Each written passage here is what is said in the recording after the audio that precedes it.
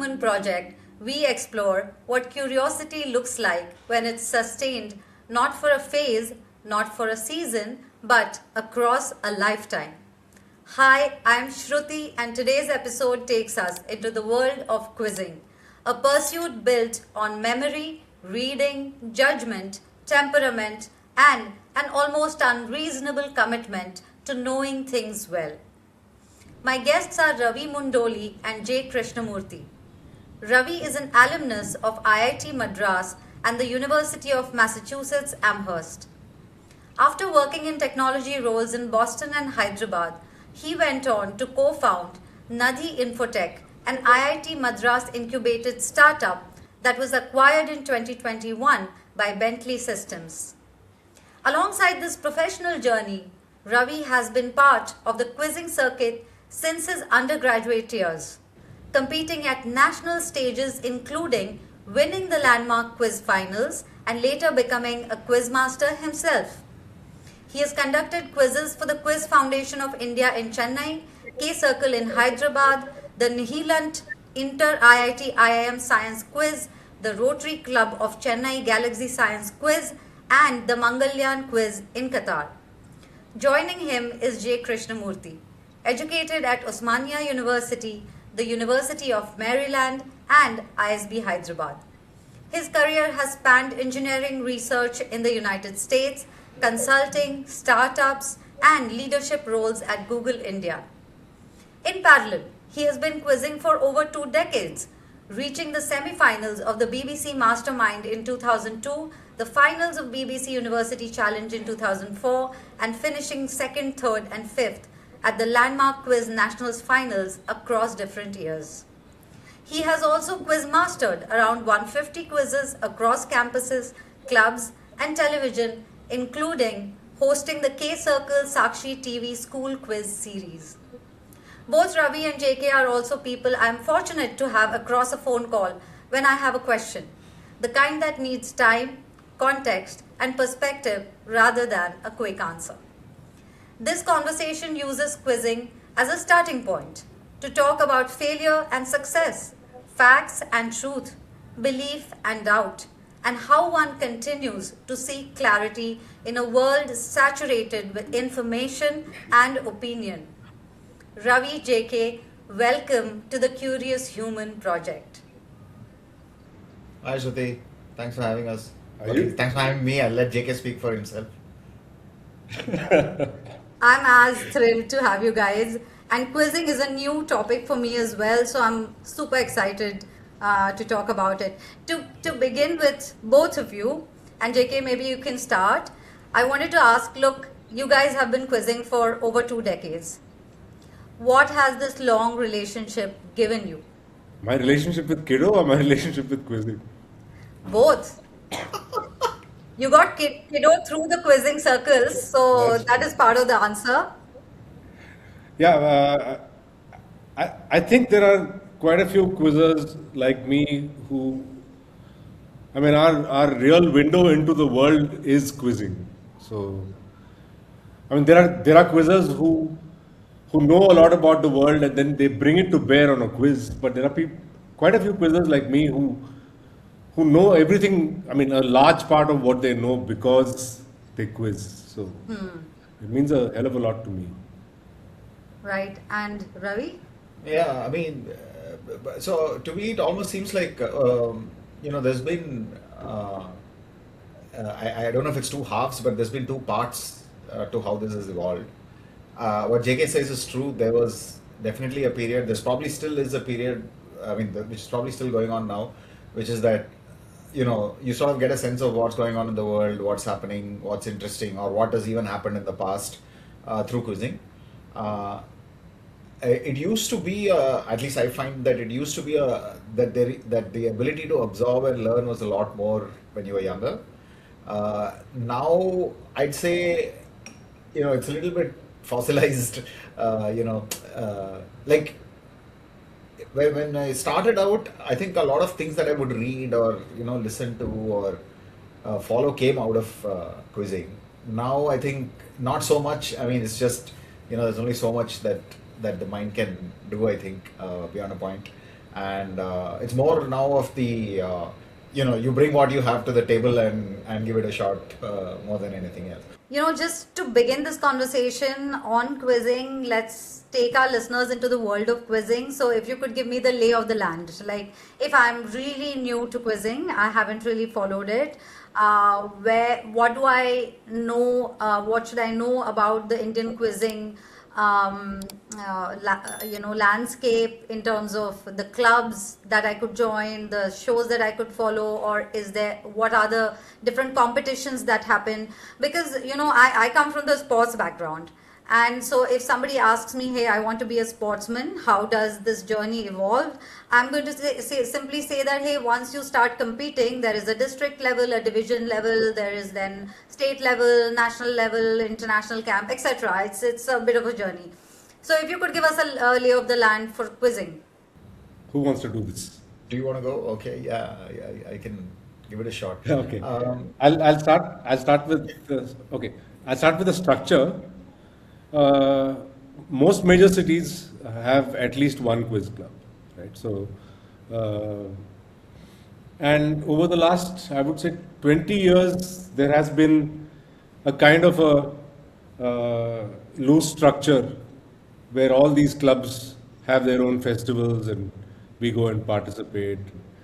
And as far as I know, every club also runs its own little junior circuit, so to speak. They at least do school quizzes and things like that. So there is an informal but really robust structure that brings quizzers into the circuit. Now there is, I mean, since you said Indian quizzing, I also want to stress that it's different from what the world sees as quizzing. Right? I mean, maybe when we were kids, we had quizzes where just the knowledge of a proper noun would get you a point. Right. But that's not how Indian quizzing has evolved, at least in the last 25 years. It's been, yes, you have to know a certain bunch of facts even to be half competitive. But we have always chosen quizmasters and quizzes that make you think a little bit at least. Not beyond just the fact that you have the factor. Yes, I mean, if you know everything, then you don't have to guess. But there is something about the question that makes Indian quizzing different. Broadly, I think that's true. All the major cities have clubs. Bombay has a Mumbai Quiz Club. I think it's called BQC, Bombay Quiz Club. Chennai has Quiz Foundation of India. Hyderabad has K Circle. Bangalore has Calcutta. All these places have clubs. And as JK said, there is a style of quizzing that these clubs, by and large, have evolved, which is very different from what the proper noun recall sort of style that that we may think it is, right? There is some of the recall, but it's a lot of putting things together, connecting things from different things that you could, So invariably, I think if you go to these quizzes, I think you'll come away with probably going into a question thinking you don't know anything about it, but there's enough in it for you to tease out something, and then there's like an aha moment, and the payoff of that aha is a far more than just happening to know what it was, right? That there is literally a quick, dopamine hit or whatever that comes out of that. That being said, there are still other quizzes, like lots of schools and colleges and fests have quizzes. Obviously, TV has a lot of quizzes. Probably the other thing that has also happened is that thanks to the pandemic, there's quite a few online things which started during the pandemic, which still goes on, right? So even if you don't want to leave home, you can take part in different types of leagues. But some are global, but India itself has quite a few very good, very nice and interesting quiz leagues. You can just do it online from your home. And for a newbie, those are sometimes better because the club atmosphere can be a little bit intimidating. When you walk in, depending on who's doing it and what kind of quiz it is, it might there's a chance it might scare you off more than pull you in. But the online style is a little bit simpler. It doesn't involve this level of sort of packaging questions and facts, and the way the systems work is that you end up against more often than not playing against people at your level, right? So it's still a competition for you, and you'll still feel the thrill of the chase, and but still be quizzing. So there's pluses and minuses. Of course, it's a little bit boring to sit in a room and do it rather than and I think at the club quizzing, a lot of it is the social aspect of it, right? These people tend to become your Yeah. friends, and then you go and have lunch afterwards, or you grab a drink afterwards, and so all that. There is unquiz, non-quiz benefits to quizzing in a club at least. So. What are the names of some of the competitions? Like in your introduction, I of course read about the BBC Mastermind quiz. I read about the Right. landmark quiz. What are some of these four or five top names, and where can people follow them?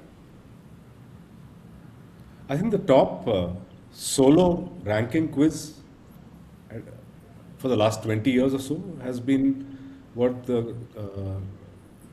it's called Maha Quizzer. The Karnataka Quiz Association runs it. It's a 150 question quiz that you have to complete in 90 seconds, and it's done at the same time all over the country. Right? Wow. So, In 90 yeah. seconds? 90 minutes. Okay, 90 minutes. Yeah. Okay. It's a very tough quiz, and that is generally considered the ranking quiz for solo participants. And they telecast it? No, No, there's no way this to is a telecast it. fully written. It's written. It's a written quiz. So same question paper is printed all over the country. Right? I see. Okay. And so, okay, tell me what makes a good quizzer. Like you already mentioned, it's not only about knowing a fact, So what makes a good quizzer and what makes a good quizmaster? Maybe we can start with you, Ravi. I mean, a good quizzer, a good chunk of it is, of course, knowing a bunch of stuff, right? I mean, yeah, the database is always useful. For this kind of quizzing, I think, the club quizzing in India that we're talking about, I think it's also, you have to be able to, an ability to connect, piece things together or think a little bit laterally. And some of this comes with practice. I mean, you sit through more quizzes, you'll start to get an intuition about what there is something in the question that's more than what's just apparent, right? I see. So you'll be able to extract something out that you didn't think was there when you first read the question, like at first pass, right? So that ability to connect, even if there are teams where you may not know it's a team. Obviously, it's a team sport also as much as it's an individual sport. But there are quizzes where if you're on a team, you may not know anything about the two or three things in the question, right? But you would have spotted something about the way it's structured or the way it's organized, where you can help your teammate and say, hey, I think this could be connected to that. Do you know anything about it, right? And then something new emerges from it, and this happens all the time, right? Where you help each Right. other in this way. Like there might be somebody who knows only the two facts and is sitting and not quite able to put it together. There might be someone else who only knows that there is that there is a smell of a connection between the two, and it all comes together, right? Yeah. So that ability to either know the fact or pull out the connection or whatever, that's I think probably what really helps. From a quiz master point of view, I think pretty much the same. I mean, you have to be able to ask something interesting about something that's familiar to you, ideally, right? I mean, in my mind, the way you do this is, if not the question, at least the audience should understand the answer, right? You go away with the feeling that, oh, this is, the question might seem incomprehensible, but when the answer is given or when the answer is explained, then it's like, oh wow, that's so interesting. I didn't know about that, right? That's my bias towards setting a question. Obviously, being able to connect with the audience is really important because, again, the teams are the teams. They'll come for the quiz, they'll qualify, they'll take part.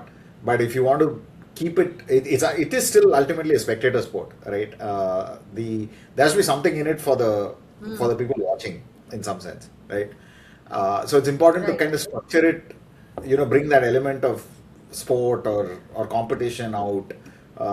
That there should be a little bit of a thrill for the people watching it, right? The Right. teams will be So that means fine. how you phrase the question also matters a lot because our natural instinct is if I'm sitting in the audience, I am trying to also guess at the same time as you're asking the question to the team, and so I should get that dopamine hit for myself as well. Correct. It's great when everyone's satisfied. The team is also happy that that it's a new question, something they learn something new about it. The audience is walked away thinking that hey, I learned a lot of interesting stuff by spending this 2 hours or whatever it is, right? So I think that would be like a you know best of both worlds. Um, when you get into like topical quizzes, sometimes it becomes hard to set for a general audience. Like if it's a quiz about sport or science or whatever, you might not be able to. It's intended for a certain level of people who have that interest or specialize in that. It becomes sometimes a little bit harder to connect with the audience at least. So it might be a little harder in those cases, but if you're doing a general quiz, I think there's enough and more out there where you can make it work for everyone. Right. JK, what do you think makes a good quizzer? There are generally two schools of thought on this. I think the final answer is that anyone who can answer as many questions as possible is a good quizzer, right? It involves, again, depending at the level at which you're quizzing at, there's a certain requirement of proper noun knowledge, right? And then you get tested on how you can put things together, exactly like Kiddo was saying. Right? But there are many people who are capable of just knowing it all as far as quizzing is concerned, because there are certain boundaries about what generally gets asked. Right? So there are people who know for sure what I might only be able to guess once in 5 times. Right? So that by itself makes them a better quizzer than me, for example. Right? So But depending on what filter you use on quizzing, you'll have various different answers coming up. But in the end, I have a lot I of think fun quizzing because of the element that Kiddo was talking about. That I when thought you actually I thought figure you something out. uh, I thought you were going to say Joe I thought Cheetah you. Voice. Yeah,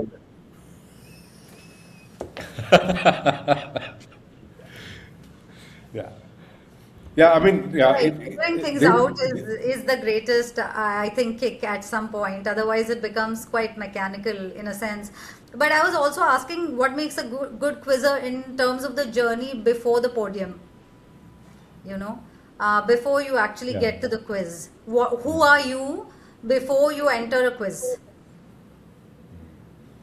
I think all of us who are in quizzing have that basic curiosity thing about, especially in India, it's not just about curiosity about knowing a certain proper noun, but knowing how well it's connected to all the other things that the world is made up of. Right? So I think that, yeah, especially for Indian quizzing, I'd say that's raw material. And is that inherent or you develop it? Kiddo? So like when we team up, I'm supposed to answer the harder questions. Huh? Anyway, just kidding. No, that's a tough one. I think definitely there are advantages to. I mean, definitely there are natural advantages, right? There are some people who have memory of a certain kind and all of that. For me, looking back, it seems like there is a very big component of the atmosphere you grew up in, right? Which plays a big role. Not just like, Yeah. at home or school, but which city you grew up in, for example. It's a huge uh, factor, right? Where there is a culture of this, like everything else, if you practice early, you'll get better sooner, right? So that's definitely a thing. So between a combination of uh, the sort of home and school and the the I want to say city, but the culture of the place that you grew up in are pretty big factors, and there are people who have kind of overcome all that and become great. Those are like really amazing, who've Yeah. come upon this later in life and then just lapped it up. I those are those people are just, I think, really tremendous. Uh, Yeah. if you had the advantage of knowing what this is about and had a little bit of practice beforehand, you know you tend to be. I think it helps a lot, right? Uh, and in terms of uh, I don't know if anybody can sort of decide that. Okay, I mean, maybe there are people who can, but it's not something where, like anything else, I suppose, it's not something where you can say, I want to get good at this, and here's the path to it, right? It's not very straightforward. As in, you've got to you've got to have some uh, let me put it this way, right? Not all quizzes are for everybody, right? You might you might be very good at, say, film and uh, in film, let's say, or music, right? It's probably better to feed that skill, right? You have it, you'll probably be good at it, which means you'll enjoy it, and there's that feedback loop of getting better at it. Rather than just say, I'm going to become a sports quizzer, or I'm going to become like I don't know, the path is as clear. Definitely, if you really want it so badly, you can practice and achieve it. I don't think it's impossible, but then it's not like it's not like an Olympic sport or something where there's like a huge payoff at the end. Ultimately, at the end of it, it's still a very small community, right?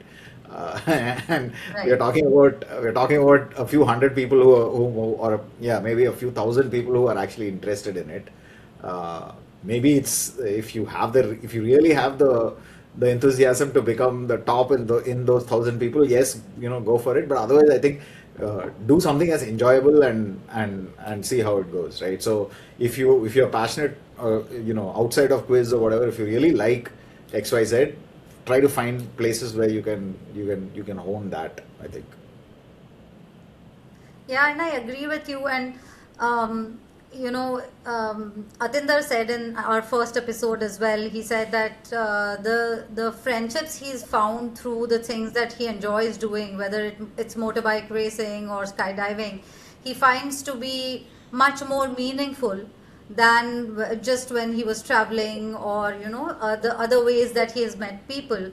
And I think that then becomes the centerpiece of finding something you like, whether it is quizzing, whether it is sport or something else, especially in a society that's becoming increasingly lonely.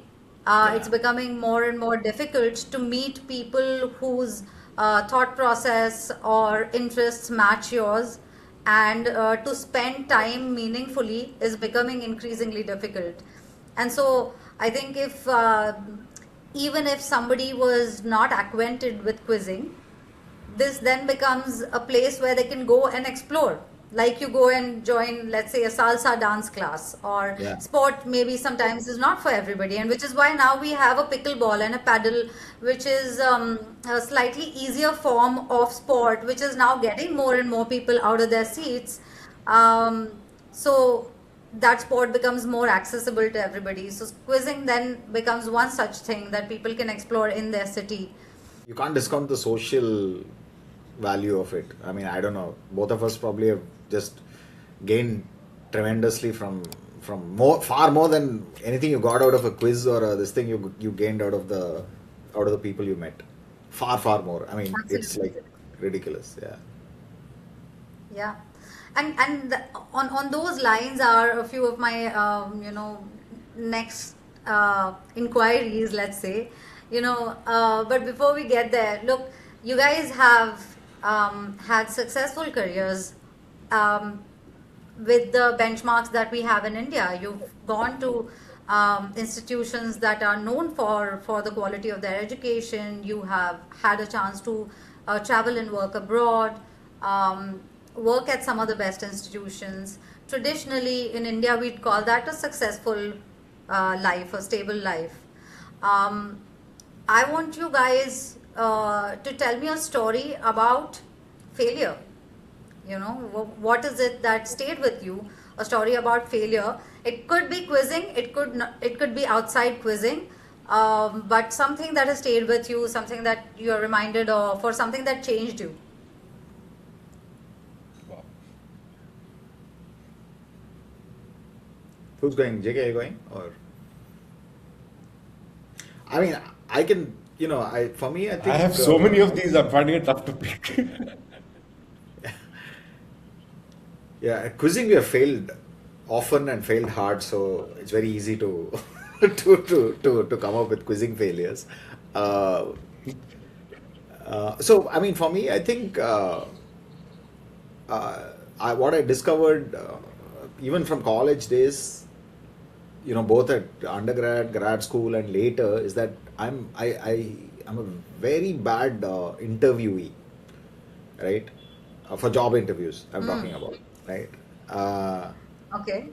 It's been the crashes and burns are, I think have been spectacular and doesn't help at all. Confidence and all goes for a toss. I started during, I think, like sort of BTech days for like some IIM interview, and I think it's been like a bugbear ever since. There have been a couple. When I moved back to India, I in fact interviewed in Hyderabad in Microsoft. This one really comes to mind, and I think they have like a sort of standard, sort of a day-long process. You meet like HR, then you meet like somebody senior, and yada yada yada. You go through the day. The first guy I met was a senior guy, and we tried to solve some problems on the board type thing, and I must have like stunningly unimpressed him, because by 11 o'clock they were like, "Hey, it was nice meeting you. We'll get in touch," right? And yeah, and I think of the like whatever 8 people or 6 people who were there that day, I was the first one to I didn't even make it to the first tea and biscuits, I think, if I remember right. So now that you asked me to remember it, I'm remembering it quite vividly, and it's not very pleasant. And How did it make you feel?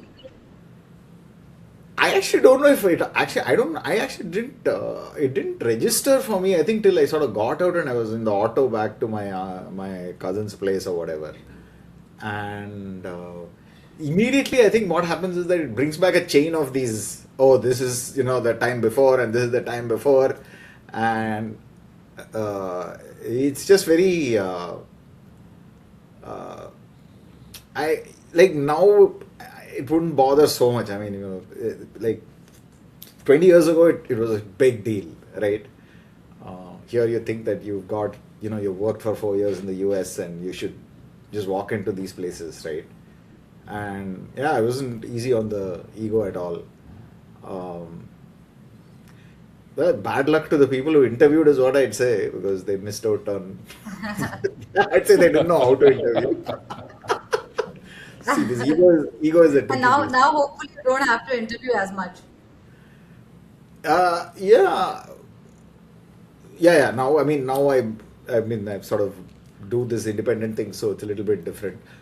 But now that I think about it, I feel like in a sense, I've carried that sense of being examined by somebody through every meeting after that. Like I'm talking about when I was sort of a entrepreneur and trying to sell our product, right? I don't think in 10 years or 12 years I ever walked into like a customer pitch, even after having done it, rinse and repeat for so many times. I don't think I ever walked into a meeting feeling like, yep, I can just handle this. butterflies, I think, for every single meeting, right? There was never a point where it was like, yeah, it doesn't matter. Everything, even the smallest meeting, it would seem like a lot was hinging on it, and maybe that's just a carryover from this whole experience. So that I can see. I mean, so in that sense, it was a failure, I would say. 2-3 times I've done this. So once I didn't get into an IIM, once I didn't get into Microsoft, and then there was like another one in the US where one or two interviews I've flubbed. But otherwise, yeah, I don't know. Otherwise, it's been okay. JK? I think one glaring failure that I see, if I want to define it that way, is my failure to fit into the Indian corporate system. Right. So, yeah, I didn't understand that I was aligned very differently from the general corporate employee alignment, and it caused me a lot of heartburn and pain over the years that I was in that industry. I mean, yes, I made enough money to retire with reasonable comfort, but I wish that I had spent lesser time in the corporate world, because it's in these startup type environments that people like me thrive. Yeah, so I would keep hitting against the corporate management MBA type system and falling flat on my face each time. Right? And that wasn't. And was it a personality clash? Because it happens with me as well. I, of course, have worked in a huge corporate like Shell, which is very, very structured. And those were my first 8 years, and so I was, all starry-eyed, and you were willing to do what you're asked. You're almost being groomed in that system. And then I left Shell, and then I had my own startup, basically hustled and built something of your own. Doesn't matter if it was successful or not, but I think that feeling of building something of your own changes you in some ways. After which after I shut down my startup, I went to do an MBA. I came back now to somewhat like a corporate setup, you can say like a large startup. But I see that in myself. I think that I'm quite an emotional person. I think for me, integrity, honesty, but at the same time, remaining who you are matters quite a lot, but that's not how business works. So you are constantly double guessing yourself because you do not have the set answers in your mind, and that that is the heartburn that you're talking about, I suppose. Yeah, I mean, at that point it was very tough to deal with, but I don't look at it the same way now. I mean, I should have had the clarity to either say that I need to blur my boundaries a little bit and make things happen for the institution, for my teams, and for myself, and things like that. I didn't have that clarity then. So I think it was a mismatch that I should have recognized at some point early, and then maximized whatever, let's say, money or movement up the ranks that I could. But given what I know about myself, I would have ended up doing the same things if I had the opportunity again. I mean, the thing that I would wish is that I would do it with less self-flagellation and stuff like that. You have to accept at some level that different hierarchies demand a different kind of personality, and Right. I mean, getting angry about that and things like that. I mean, I dealt with a lot of anger and sadness from all that, because there was a point in time when I think I tied my identity to doing well in that structure in spite of my personality. Yeah. And that leads to all kinds of issues of ego, arrogance, and things like that. And I went through all that. So it's on me. But And would yes, you advise that people, if people are going through something like this at work, would you advise them to, one way or the other, make a decision? Either, you recognize that there are certain structures and there's a certain personality required to be here, and you mold yourself into it and then not complain, or you move on and find something that suits your personality. they're both options open, but more often than not, you might find that the lucrative option, money-wise, would be to stay put in a place where you're going through all this, right? So, I mean, what I would suggest to people is that they look within and find peace, and then say, "This is outside of me, right? I don't have to die on this hill. It's just a place where I work. I will do my best. I'll get the most out of it in terms of job satisfaction, helping team members, and upward movement and things like that." I mean, in those days, I was just filled with anger because of where my life was possibly and things like that. But I would take up issues like I was some Che Guevara of the corporate world and things like that, unnecessary stuff when I look back at it now. So I mean, I'm not the kind of person who should be advising people about it. People should listen to what not to do by listening to me. No, absolutely, and I think there is, hindsight gives a lot of clarity. So um, even though you're sharing this and you're saying that you're the last person somebody should take advice from, I think hindsight always helps someone else listening to these stories and probably going through something similar. If nothing else, they feel like they're venting with you at this moment. But moving on, I also want to ask you guys, Ravi, maybe you can start this time. As quizzers, you guys are facts people, right?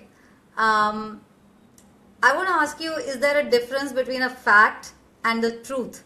Okay, it's a very, this is very profound and very tough, I think. I would say, I mean, you have to define the terms a little bit first to be able to grapple with it. Let's, for operational reasons, let's say a fact is is something that's in the world out there, right? So, for example, like the sun rises in the east. Yeah. This is not, hopefully, this is not a shared opinion, right? This is, there is something about it which goes beyond the realm of an opinion or this thing, right? Some of this stuff, I think, you could say that truths, in a loose sense, could be different for different people, right? I mean, the same funda that the sun rises in the east, the truth was for a lot of people, that the sun went around the earth, right? And that's why, sunrises and sunsets happen. Then, of course, it's evolved to now that it's the earth that is spinning and, the earth goes around the sun and blah, blah, blah, right? So, in a sense, the fact is the same. The sun pops up in one place and goes down in the other way, the other place. And you could argue that, in that sense, the truths were different and the truths evolved, right? In a lot of areas, I think this keeps changing, right? Even in a lifetime or even in a few years or decades, the truths change in that sense, right? I mean, this is why you have to do peer reviewed research. This is why you have to update update your knowledge base and all that. Maybe it's a little bit more controlled in the world of science and tech, and there's a little bit more structure to that. In the world of social sciences, sometimes it's not as straightforward. Especially in history, it's like super contested, right? The fact might be XYZ, but everybody has different truths about it. That, I think, nowadays probably is by far the hardest one to pin down. There are competing truths for the same facts in some sense. So if you define truth and fact like that, yes, then there's a big difference, right? Fact is, I would say that there is a world out there and there is something out there in the world. The most extreme of this is, something like the Matrix, right? Where all of it is, you could you could argue that all of it is just perception, even the Yeah. facts, right? And there's really no facts that out there, but I mean that's all just like just too much philosophizing, if you will, right? I mean, as a working rule, this is probably okay. I mean, every day you can live your life, everyday life with this framework, I'd say. Right, JK? Yeah, I mean, philosophically, spiritually, you can ask these questions, but how do you bring them to bear in your day-to-day life when you're dealing with the material world? I think what Kiddo said was right. The way I would add things to that is that it is true that I feel pain when I'm pinched or beaten, or right. That is, I mean, that's a truth that is innate to who I am. It is a fact that the sun rises from the east, given all our alignments and things like that. But the fact that it's happening to my body and to my being, has more of a definition of truth to me than that. Right? So, but this is personal, like he was saying. A given fact can have many different truths.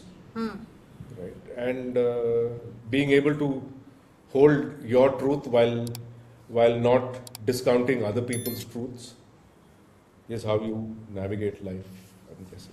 I think that's such a great point. What you basically said is that one fact can have many truths. And I think if all of us recognize that, then we'd be a lot more patient with people who we disagree with.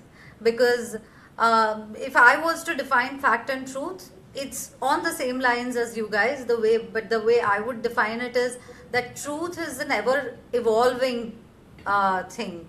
You may start with one fact, and then you arrive at a certain truth of it. And then if you examine additional facts, like you said, a research paper is revised every year, every few years, by adding a few new facts that you found out, and hence the conclusion, which we can in this case call a truth, could evolve, could change. And so truths are ever evolving. And I suppose how difficult it is to answer this question for us, or taking time to answer this question by itself will make us a lot more patient Absolutely. with Yeah, yeah, everything. yeah. I mean, this is not easy at all. I mean, I think, a lot of people have spent a lot of time thinking about this, but, for a workable not a hypothesis, like a workable theory or a workable framework, I think more than a theory, this is fine. I mean, it's almost like the truth is the explanation and the fact is what you see out there, right? The Correct. explanation might be different for different people, but let's agree that what we are observing is the same thing almost, right? So Right. Right. And on similar lines, my other question is also that quizzing is about, in a sense, seeking knowledge, right? You have to be seeking knowledge to know about anything at all. So you spend most of your time seeking knowledge and knowing things.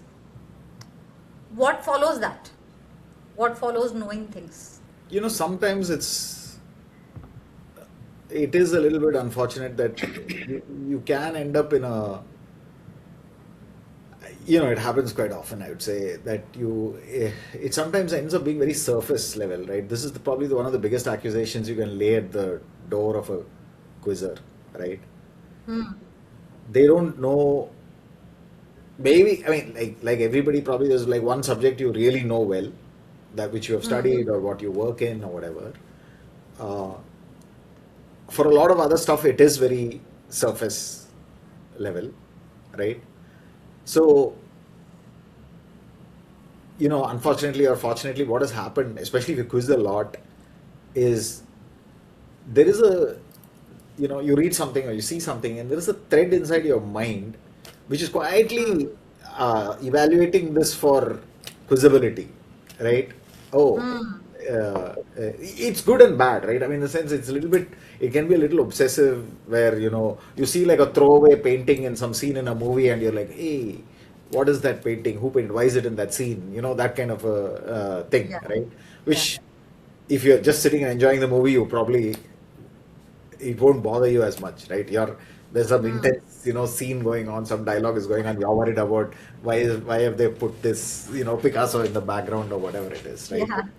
So it's detrimental in that sense. But it's also interesting. I mean, you can't deny that there is some, there is something.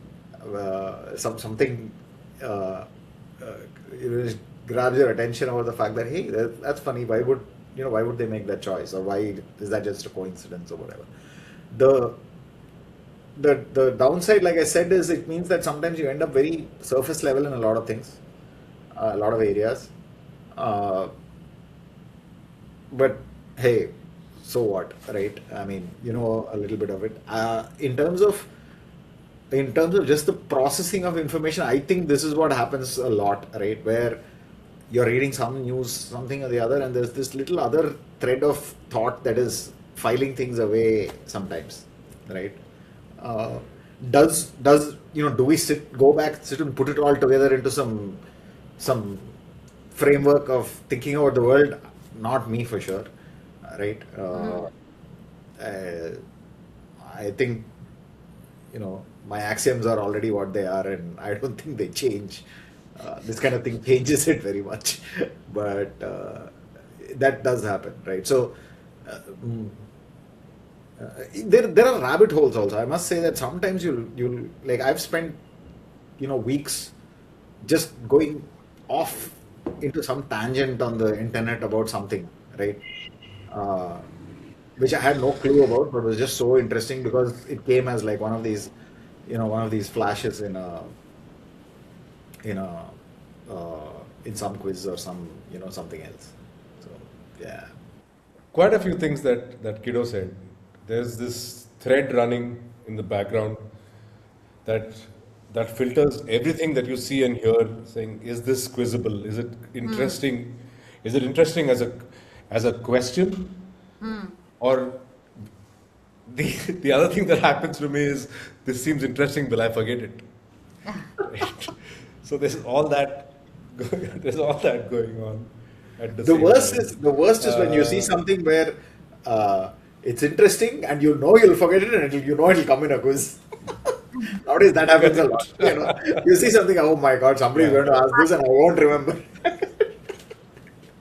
I actually read somewhere, which is ironical, but true, is that if you were in a quiz competition and you were asked a question that you did not know at the time, and then you found out the answer, that answer you never forget.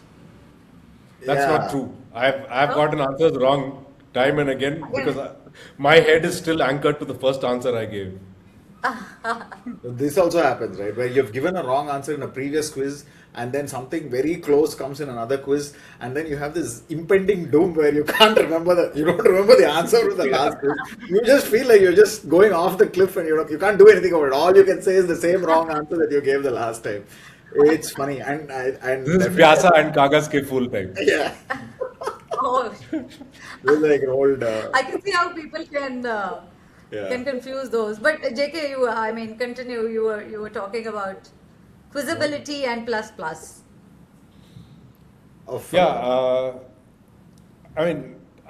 I think there's a subconscious array that has timelines and cross sections of society and things like that are built somewhere in the head. There's no conscious attempt to take this piece of information and place it there in that matrix or anything like that.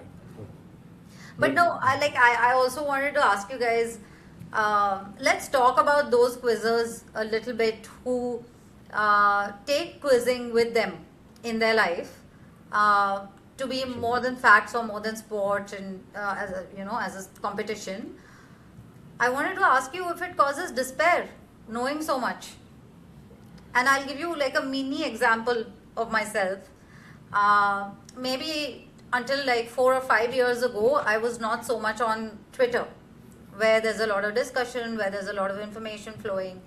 I joined Twitter around the time when COVID was actually raging, and somebody suggested that there's much help and work going on through Twitter, so you should find people you want to help or organizations you want to join through Twitter, and that's when I started being on it a lot more. And that meant that now I was consuming a lot more world than Instagram could offer. I was not too active on Instagram as well, but Twitter was something else.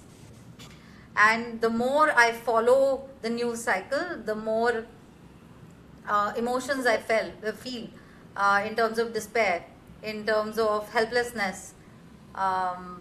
So I wanted to know that if you live in a world where you're consciously seeking facts and knowledge, does it risk making you feel a lot more or feel despair? I'll take a first stab at that. Right. So we're talking about people who are competitive enough to consciously prepare. Right. So if this was cricket, you would see these batsmen in the nets. Right. Now, that by itself is not a problem, but what you're saying, I think, is right. If you're bombarded with a lot of information, if you don't have an emotional structure to deal with it, you could get overwhelmed, because there's physical sport and then there's this, which basically involves consuming a lot of information, unstructured information from the world, as opposed to chess, for example, where you have to consume only that. But this, the world is, the universe is the canvas for quizzing. Yeah. So yes, there could be that, but if you look at it purely from a sport perspective, take away the mental health angle completely from it, it is like any other sport, right? The people that give it time and effort will eventually end up being better quizzers than, let's say, me, to some extent. Kiddo, I mean, Kiddo is among the best quizzers in the country, but he's not the kind of guy who, has been putting effort and things like that. So earlier, if you asked me this question 15 years ago, I would have been vehemently saying that quizzing is supposed to be an art form and things like that. But that's not true. I mean, different people get different joy out of it, put in a different kind of effort out of it. Who's to say which is correct? This debate has been going on forever, but I've clearly changed sides. And I mean, yes, there are people who know every fact. Who is to say that you are better than them, for example? I think I'll add one thing that just occurred to me when JK was talking, right? To the, I almost think that it's the opposite, Shruti, right? In the sense, you get desensitized, right? It's not so much that it overwhelms you.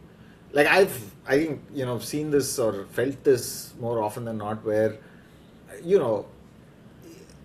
now are bombarded with so much that you can't be bothered, right?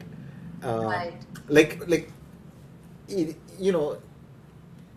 for example, the question is about like something tragic in a war or something like that, right? You're so involved in trying to figure out what it is that you just have nothing in you registers that, like whatever X thousand or X million people got killed or whatever, right? And that's to the detriment of this, because it does make you a little bit of a machine. And, maybe you don't, you lose out on some of the, maybe like some of the human parts of it, right? So in a sense, I think the way I think quizzers or we would cope sometimes is by shutting it off in some sense, right? You only care about the info. This is why I'm also saying it's superficial, right? Because you might learn something at a surface level, but there is the odd chance that you'll pick up a topic that you really somehow it really interested you, and then you really dug into it and discovered something, something deeper than just the facts on the surface. But quite often, I think there's so much stuff that it's just it just goes. Yeah, sorry. No, this is especially true of me. I mean, like I said earlier, quizzing has been my window to the world. And because of that, over time, I have taken interest in topics that I would have no access to at all, because I didn't read when I was a kid. I still don't read. But I would not have known of things like sociology, for example, a lot of political science, a lot of art, if it wasn't for quizzing, right? I mean, every time a new topic used to come in to the quizzing circuit, it would be tough for me because it meant that I would have, I could see that I would have to remember a lot more proper nouns and things like that. But in the process, I got exposed to a lot of ideas which I would not have in just knowing friends and accessing the internet and things like that. So there's a fantastic condensation of really valuable information that's there in quizzes. What you choose and how deep you want to go into it, and how much you want to get out of it quizzing wise is completely up to you. But I've gained a hell of a lot. I was just reminded while you were saying this about, if you remember, I don't know if you guys have seen Goodwill Hunting. So in Goodwill Hunting, this Matt Damon character is like a whiz, right? He knows everything. He's memorized entire history textbooks and all of that. And at some point, he gets that therapist, Robin Williams. He gets him very worked up, and finally, that they meet afterwards, and he says, "Yeah, you probably can describe the Sistine Chapel in detail, but you've never stood under it and looked at it. You probably know about all the wars in the thing, but you've never held your friend who was dying in your arms." And so yeah, I mean to put it very. Maybe there is this thing there, right? The Matt Damon character is like the quizzer in that context. You just know. Yeah, no. I found it rather interesting that you said that knowing more actually desensitizes you. I think that's what happens on social media right now. That's what happens on Twitter. That's why you see people raging and not realizing that maybe I am raging. That's why you see people trolling and not realizing that this may be not sensitive enough to say. But at the same time, people deliberately creating an online persona that could be hateful or that could be a hook for people to react to get people to react, and these people probably have consumed so much over the last few years that they are desensitized to it. So they are looking at it like a game almost. So yeah. And so, again, was a question around social media, like how do you view the state of social media today? Where algorithms are pushing mindless, senseless content to virality, to a largely unemployed and young Indian audience. The reality TV, or let's say there was a fight which goes viral on social media, all kinds of things that we didn't grow up thinking of as seeking knowledge, seeking something new. We went out to find a book, we went out to find a website that could teach us something, or we went out and found a video that we could learn from. But that's not the case today. We are not choosing at all. We are being fed what we did not ask for. No, but I mean that's been true across time. It's just accelerated right now because we are targetable because of IP addresses. Earlier, it was broadcast. We were broadcast bullshit in the news. It's continuing with influencers and things like that. I mean, it's just hyper targeted. So it's creating hassle in the world, but there's nothing new about it. I would still say that, I mean, there's a political angle to it, but again, there isn't much that we can do as individuals other than consciously consume stuff that resonates with us. But I mean, these are the forces at work. It's very tough to.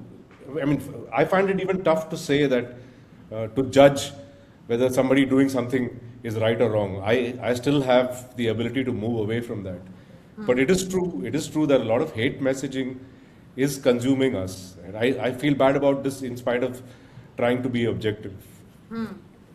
Yeah, I just think there is too much of it now, and it's probably not for the good.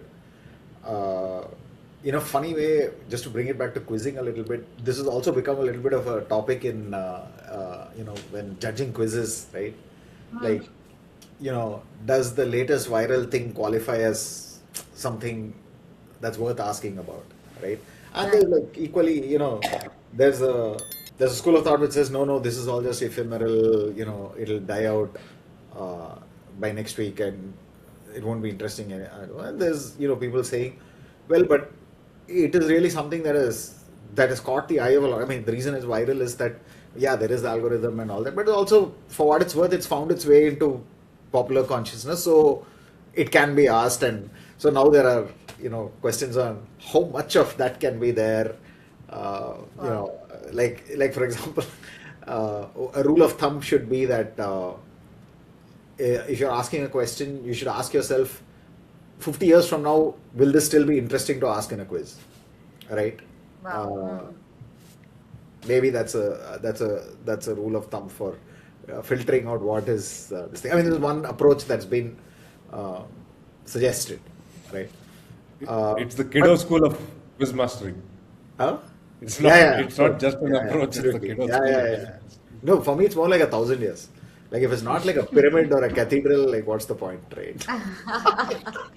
So, yeah.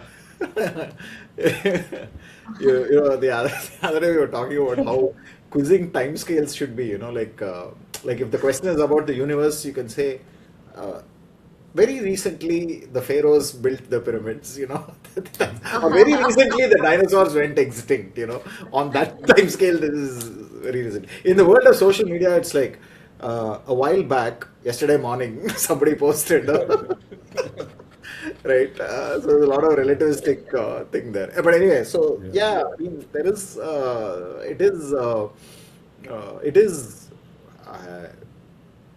I mean, there's what can you say, right? I mean, it's all over the place. There's definite harm in it. How do you, it's to some extent it's like almost like fish in water, right? You can't even tell that you've succumbed to it in some sense. Yeah. Right? Yeah. Where it's pulling you and what it's feeding you. I mean, what it's feeding you is huge. I think I'm very sure that my Twitter feed, for example, is like a super echo chamber, right? It gives me exactly what I want to hear with a little bit of masala of to keep things interesting, right? I mean, if something is always agreeing with you, you'll also get bored, right? Some of them nailed it really well, which is why in some ways going sort of back to the sources, in terms of books or see, I can, as I say that, I can already see the arguments against that, right? I mean, there's always accusations that even that knowledge was the product of gatekeeping, right? There were people who wanted certain things to be recorded in certain ways. The winner, recorded what they wanted and so on. So I don't know. There's easy answers. I mean, beyond saying that it's bad. I mean, I think it's end days. There's no going back from here. There has to be, I mean, this has to end in some kind of revolution. There's no democratic way of bringing the genie back into the bottle. It's out. After midnight, JK will turn into something else.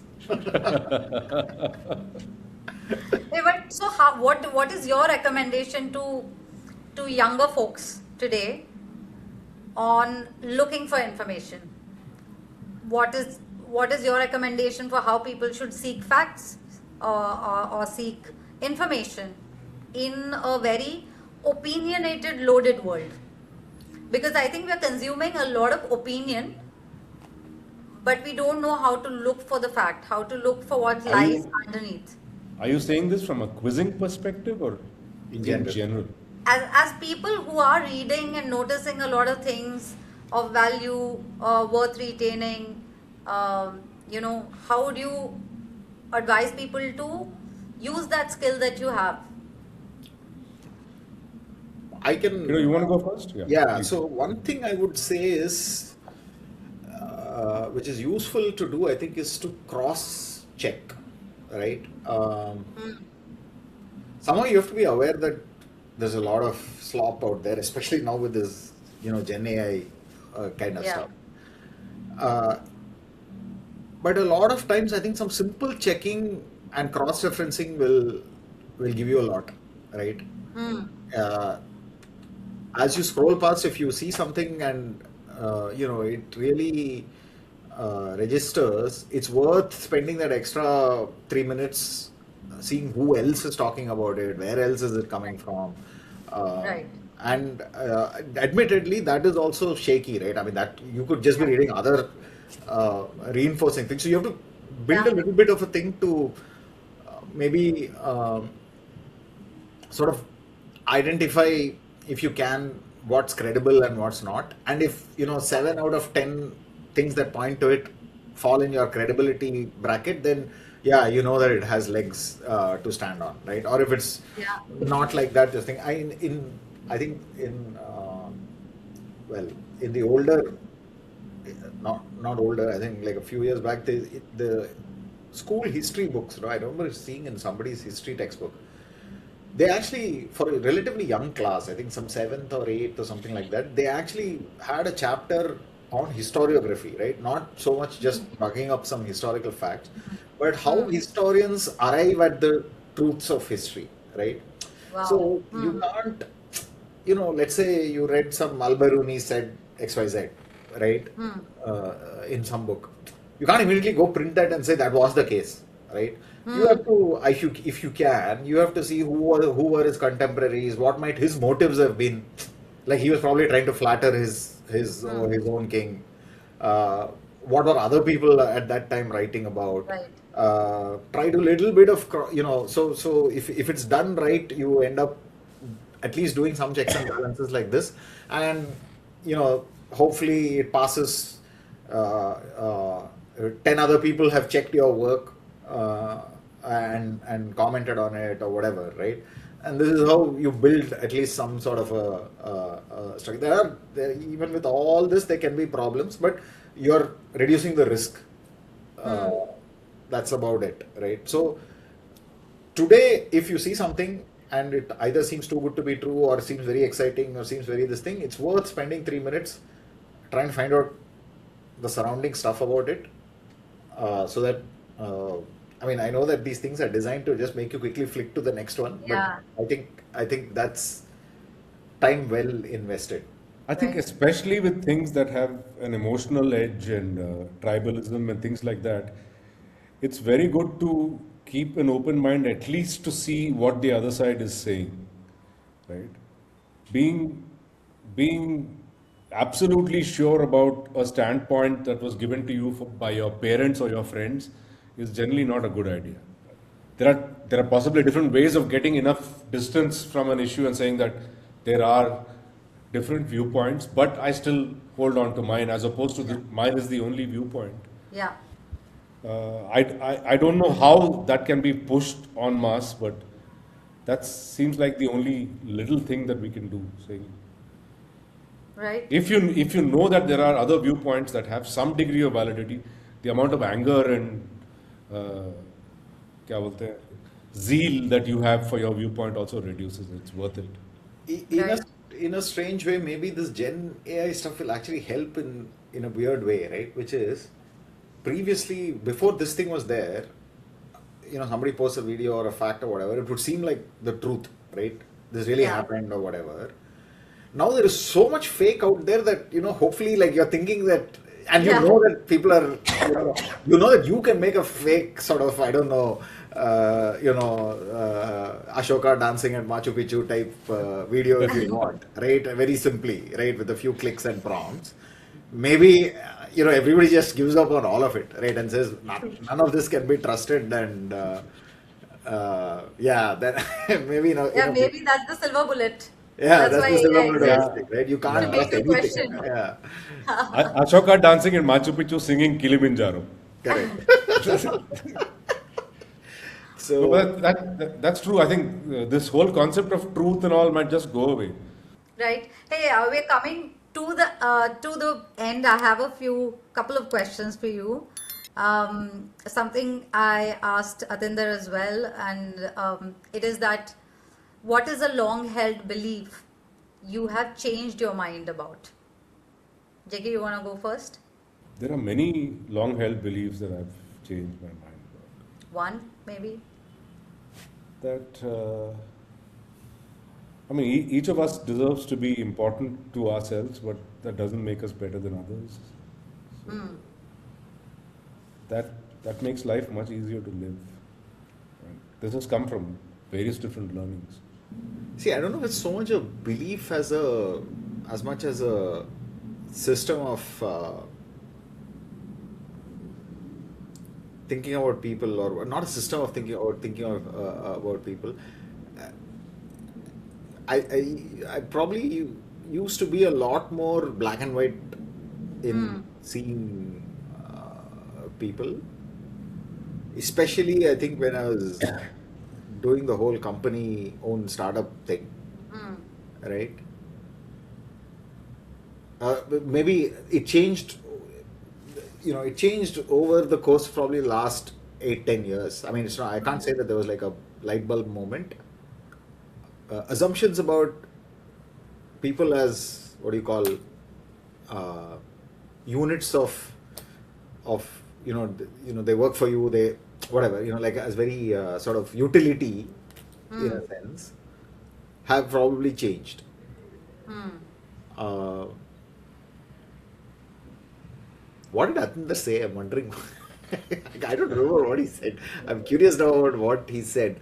Is it a bad thing if I haven't changed anything fundamental in a No, long time? no. No, maybe No. you had it I'm all just perfect to thinking. I'm start just with. thinking. What does it say about me that I can't find a good answer to this question? But anyway, No, for me it has been a very simple realization, not as profound as maybe JK's, but that success does not equal character. Um, and my definitions of character as well. Um, because I think there is a lot of a cultural grooming for us, in a sense that we grow up thinking that if you are good at studies, if you're doing so and so, if you get a good job, etc etc, all that is success plus character.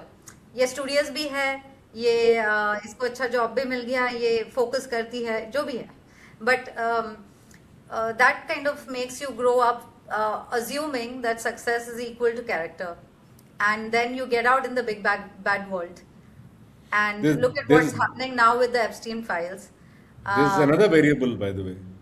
yeah, Success is also considered ability. So there's ability and yeah, character that is right. There are yeah, huge luck elements and privilege yeah, elements that no one talks about. So yeah. yeah. So That's please what continue. Atinder said, by the way. He said that a belief that he has changed over time has been that everything I have done has been my hard work, has changed for him. Now he gives a lot more credit to circumstances and luck. I I see that. certainly don't believe that anything I've done has been or achieved has been my hard work, because I know exactly how much hard work I've done, and I've gotten so much more than that.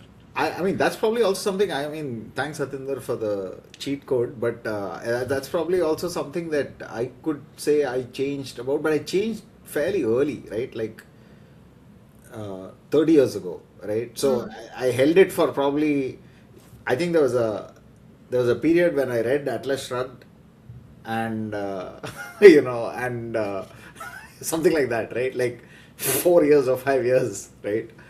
Uh, and then it changed. So I don't know if it's a long held belief. It was only like 4 years or 5 years, and then for 30 years it's not been that way, right? So Yeah. uh, And before we go, a couple of more questions. Would you like to recommend any film or any books that listeners could watch or read, that something that you have found really interesting? I can.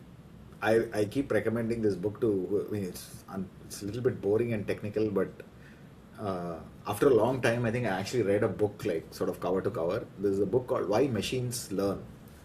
Uh, so I was trying to make sense of how all this, AI stuff works. And then I came across this book by this gentleman named Anil Ananthaswamy. I bought it and I don't know, I just lapped it up. It was like after a long time, I was like, I want to get up and read one chapter every morning kind of thing. It really breaks down how a lot of this stuff works. Really accessibly, I thought. I mean, I still keep it around so that I can open some chapter and look at it when someone says something very technical about it. I found it like really good. Right. So that's one book reco. If you're interested in that kind of thing, that's definitely a reco. Yeah. Otherwise, yeah, there's a couple more, but this one immediately jumped to mind. I also read this thing called The Year of Magical Thinking last year by Joan Didion. That was quite a punch in the gut as well. So that was another very good. It's a memoir sort of thing, not very covering a very sad part of her life, but it was, I picked it up at a time when it really, really made a lot of impact. I don't read, so I will tell you What? about I will tell you about where I've got a lot of joy from over Tell the some last tweets, many Dan. years. Some tweets. I would say just watch Malayalam movies. I get a lot of joy from Yeah. watching them. More often than not, you roll the dice, you'll get a good one. Yeah, Yes. exactly. I love them. I watch a bit. I won't say a lot, but I at least try and watch the popular ones. Yeah. The last one I watched was Jaya Jaya Jaya Jaya Yeah, Hey. quite Have you fun. watched? Yeah. And I'm a huge Basil Joseph fan, so No, he's fantastic. Yeah. yeah. Yeah. Thank you so much, guys. This was really interesting. I wanted to take an opportunity to use quizzing to think a little bit about how we acquire knowledge, how do we sort of apply it to life. Does it make us go inward? And where do we really choose to spend time? That's what I was trying to inquire, or I do in all my episodes. How can we use our time better? And how can we apply what we know a little bit better? So this conversation began with quizzing, but it stayed with questions about knowledge, about failure, belief, and how we look for truth in a noisy world. If there's one thing to take away, it's not an answer. I would say it's a better question. So thank you to both of you for spending time with me today. Thank you to all our listeners for spending time with all three of us today. And I am Shruti, and I will see you in another episode of the Curious Human Project next time. Thank you so much.